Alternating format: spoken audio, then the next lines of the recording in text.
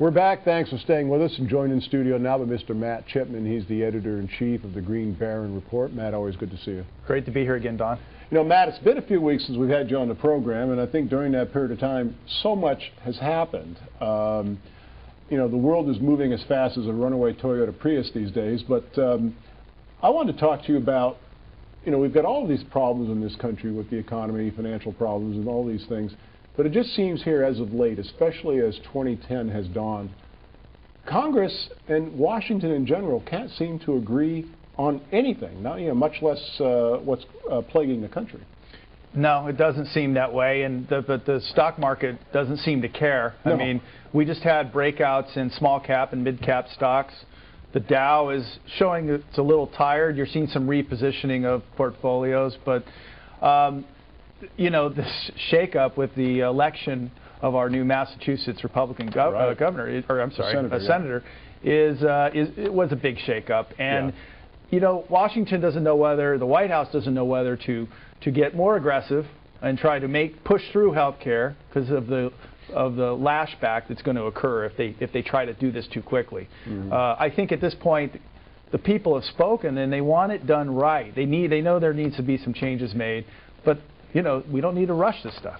I kind of look at health care legislation right now as kind of like a zombie. It's been killed 50 times, and it keeps standing up and coming forward like one of these, you know, B movies that we used to see in the 60s. There's a general stubbornness that seems to be purveying in Washington on this subject because the voters have spoken, and the polls are decidedly against what is being touted as a $1 trillion fix for something that they don't really know is going to do any good.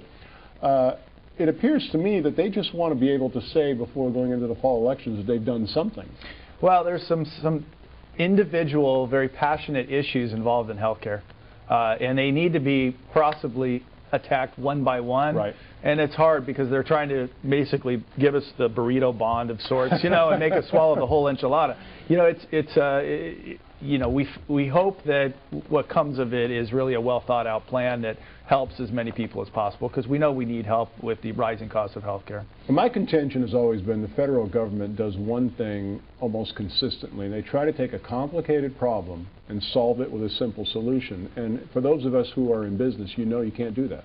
No, it's not a simple issue, and obviously by the proposals that have been put through, the thousands of pages that, you know, have come from each different senator's idea of what should be in it, there's no possible way you can just rubber stamp something like that through. So well, if you're an incumbent politician right now, I mean, you must feel like there's a bullseye on your back, because even the president is seeing approval ratings now of 43%, which are approaching George Bushian territory.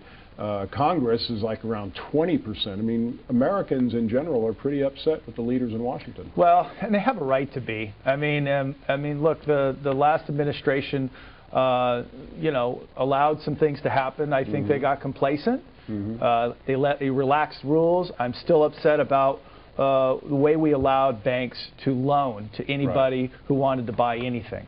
You know, I hope we've learned our lessons. Money is flowing again, which is helping the economy, and it's helping small cap stocks. And that's what we're behind. Well, you're absolutely right, because I mean, both your company and mine, we follow these small emerging companies, and I have seen in 2010 a real resurgence of confidence amongst the CEOs that I talked to that I really wasn't seeing a year ago at this time. Everybody was very, very cautious, whereas nowadays everyone's getting very bullish again. Well, finally, I don't know where it's all coming from, but we're finally seeing some lending breakthrough and access to capital at reasonable rates. And that's what's going to drive our economy and put us back into the driver's seat. Well, 18 months ago, we were talking about how there were just trillions upon trillions of dollars, investor dollars, sitting on the sidelines. We've seen in the last, I'm going to say 9 to 10 months, some of that money start to loosen up and make its way into the markets, make its way into investments. So those are all good signs. They're very good signs, you know, and that's why we like a lot of the companies that have been overlooked and try to pinpoint the best ideas out there in the small cap market. If people want to know more about the Green Baron Report, Matt, what can they do? Just go to thegreenbaron.com. Put your email address in. We do not share your email address with anybody.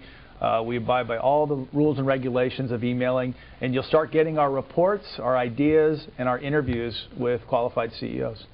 Okay, once again, the Green Baron Report. Again, if you want to visit the website, thegreenbaron.com. If you think Matt and I like to rip apart Washington when we're on TV, you ought to see us when the cameras are off.